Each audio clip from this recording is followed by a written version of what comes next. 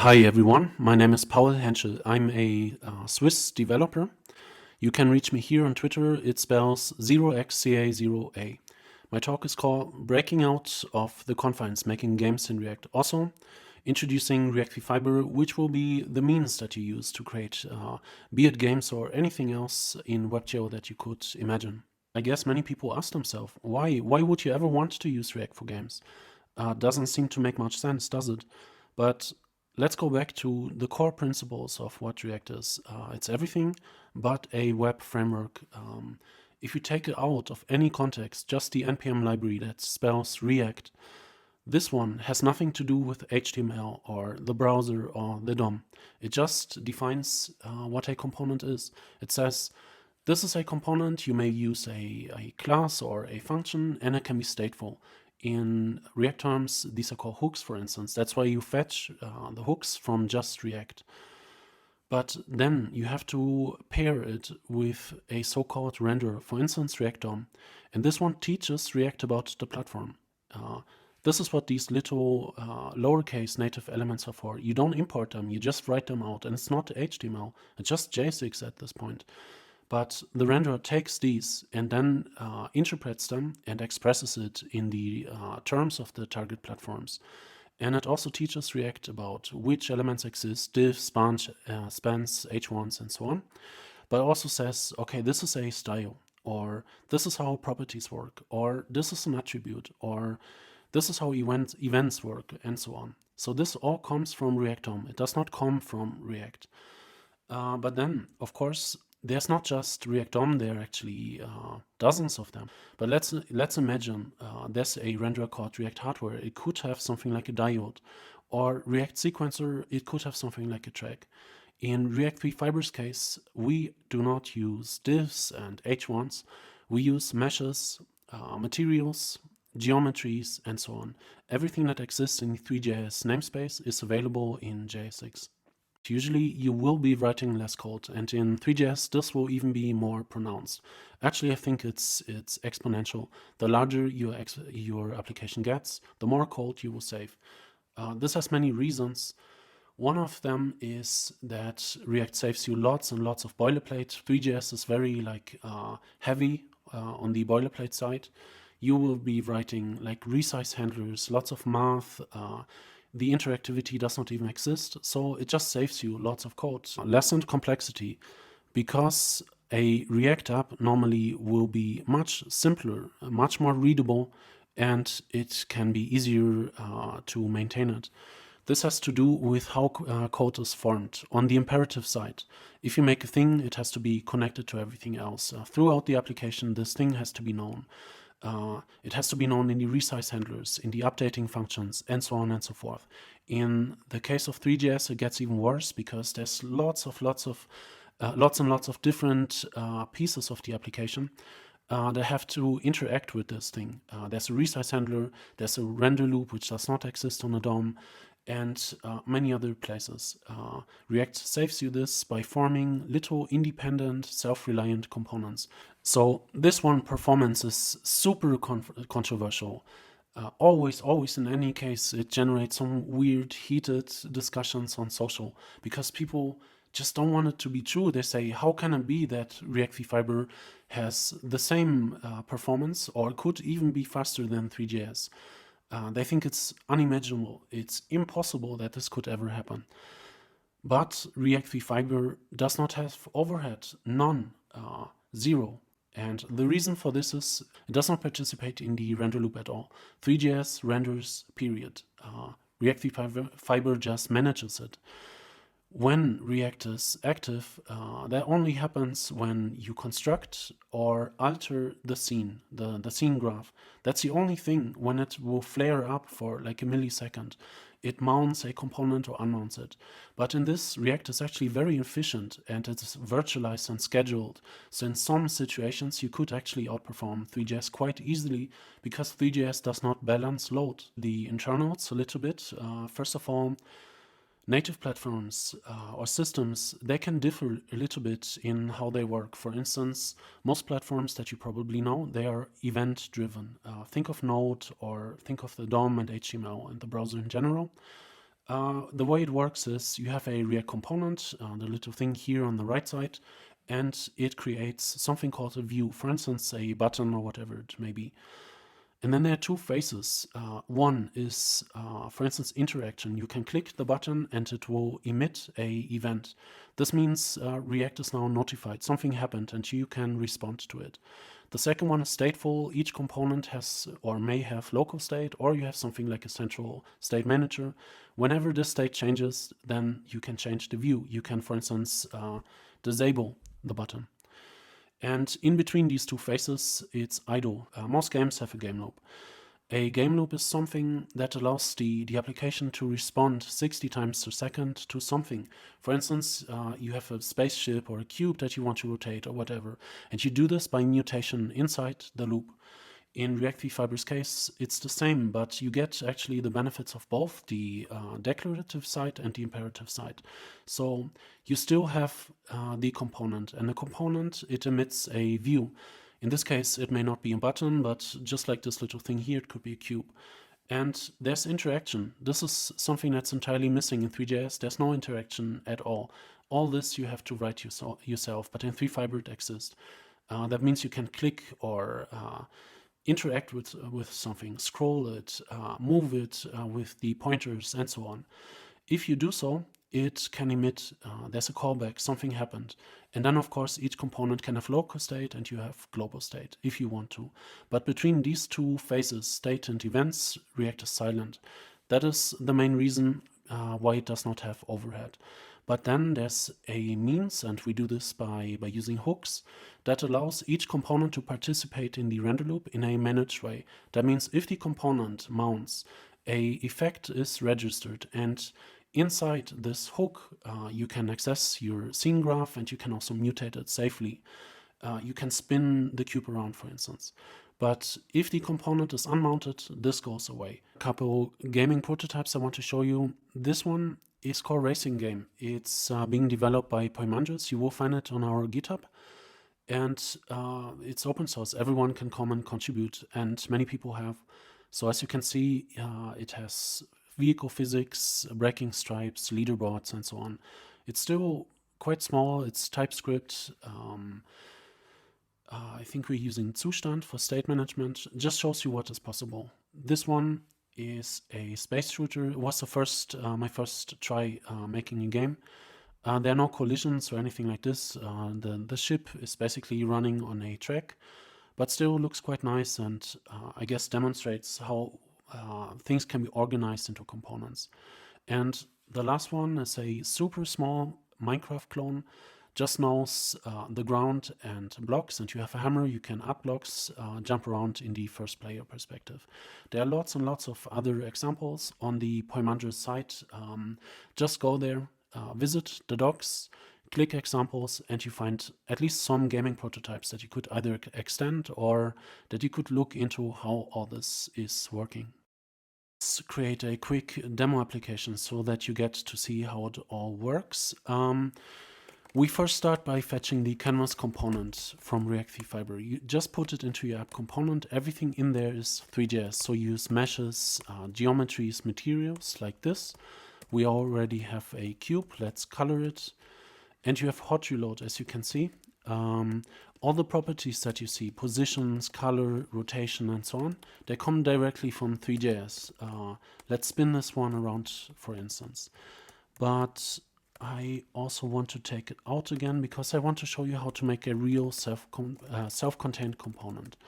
We copy this bit, put in here, and invoke the component. And by doing this, we have already made it reusable. We can duplicate it, adding some props, spread it over the mesh, and now we can put the position on here. I'm going to put this one on the right and this one on the left, like this. While we added, also let's just fix the light so it looks a little bit more three-dimensional. I'm using ambient light and point light.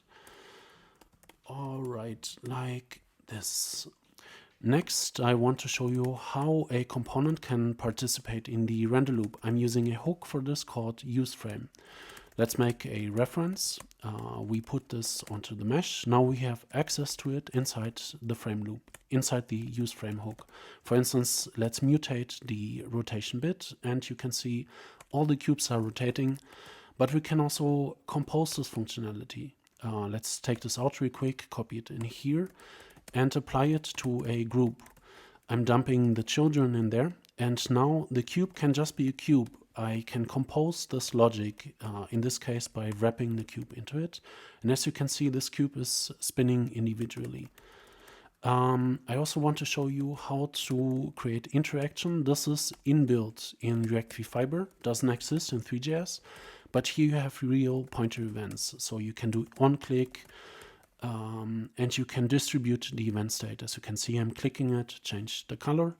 Let's also real quick make the hover state. The handlers I'm going to use for this are on pointer over, setting the flag to true, and on pointer out, setting it to false. And let's just scale it if I'm hovering it and then going back to default like this. It works, you can see it. Let's try something else. You can use, because this is React, you can use anything in the React ecosystem. For instance, let's try to animate it using React Spring, which does not care if it's animating a div or a mesh. If you've ever used this library, you're familiar with this one. I'm taking now the conditions, just put it in here, extract them, and now they're turned to animatables, which I can distribute among the view. And of course you need the a dot syntax, and it's working beautifully. These are Spring physics. The next thing is, because it's so easy to form self-reliant components, the ecosystem is constantly growing. So there's a lot of stuff available. For instance, let's just try out orbit controls, putting them in here. You can see I'm rotating the stuff. Now let's take all this out. I want to show you how to use physics, which you really need if you want to make a game. There's a library called RF21, which is a well-known physics library. The way it works is you dump all the physics objects into the physics components, and now you approximate the shape. We have a cube, so we use usebox. We give it a mass, and now we connect it, run it, and that's it. You can see them falling down. Let's also make a plane to catch them. And the best approximation is a plane, so use plane. The GitHub autopilot just filled this in for me, which is kind of nice. Let's put it in here. Like this, we have to face it upwards, and we have to shift it down a little bit so that it can catch them.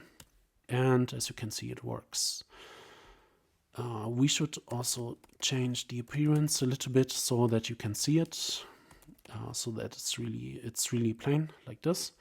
And let's just change the rotation a little bit. I'm using just arbitrary values here so that you can see them like bounce off the ground.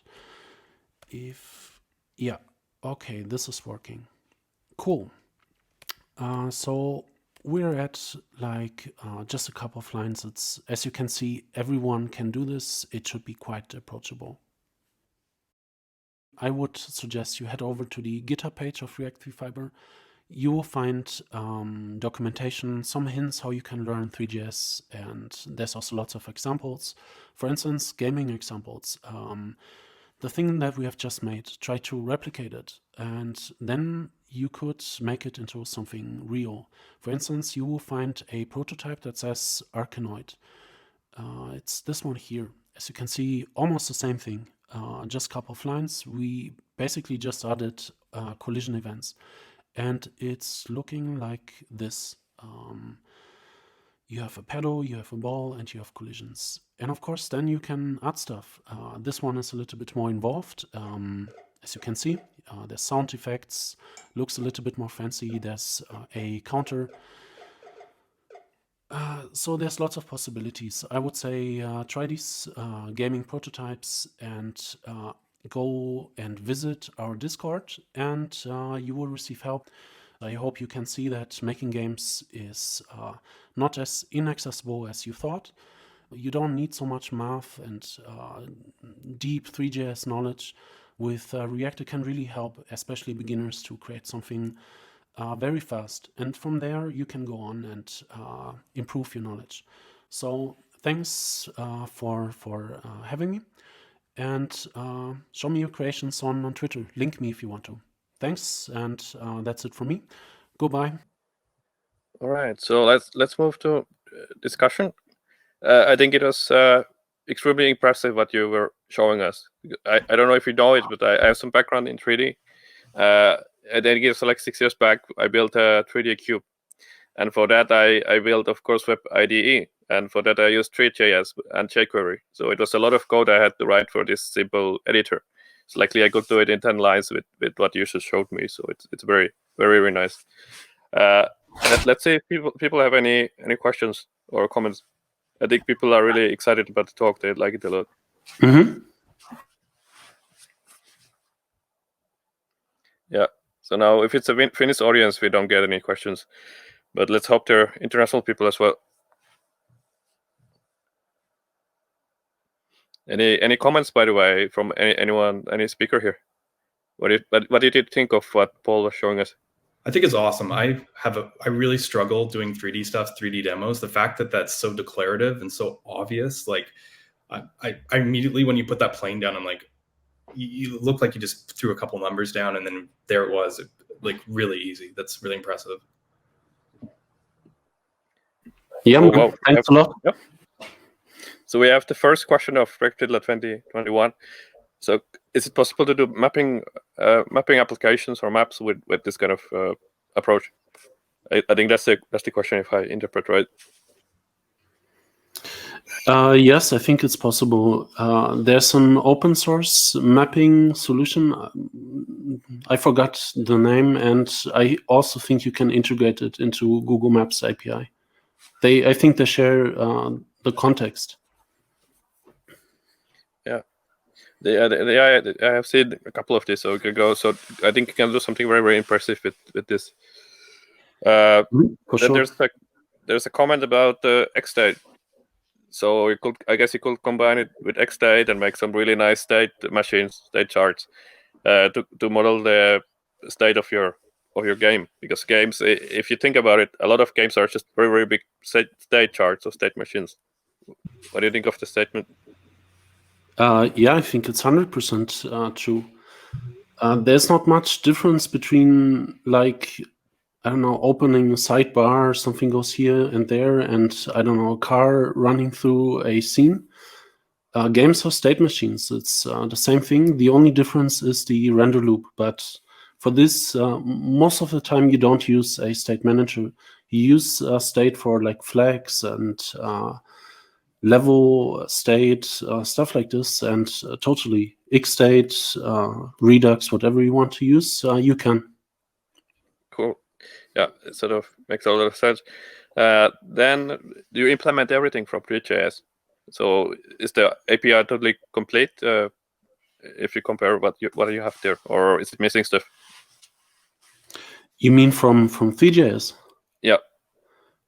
No, it doesn't. It doesn't miss anything because it's not a wrapper. It's a custom renderer. It's the same thing like React DOM. So these elements, so it cannot. They are complete. Yeah. By definition, it cannot miss anything. So it's yes. So yeah. Okay. Then there is something about Solid for Ryan. Do you see that coming? Yeah, I mean, when Solid fiber. When we have a very small ecosystem. When we get around to doing it, I've made some basic 3D demos. Hence, what I was talking about. I've found them very challenging to make. I made a couple simple wrappers, but beyond spinning a couple of cubes, I haven't done very much in the 3D realm. But it's definitely a place we could look at. Yeah, makes sense. Then any browser proposals on the horizon that would affect R3F? I don't know what's R3F. So React. Yeah. Okay. So. Do you see anything coming in the browsers?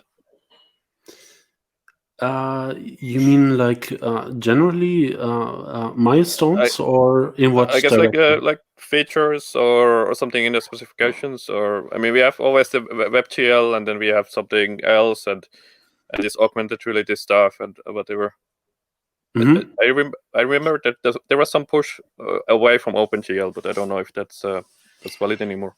Yeah, it's still going on. Of course, there will be web GPU, but it will still be integrated into three.js. So we will basically support everything they do. But I'm more like into the React side, so I'm very pumped about React 18, the possibilities this means for us as, for instance, game developers. Suspense, concurrency, all the stuff. This is more like our fort.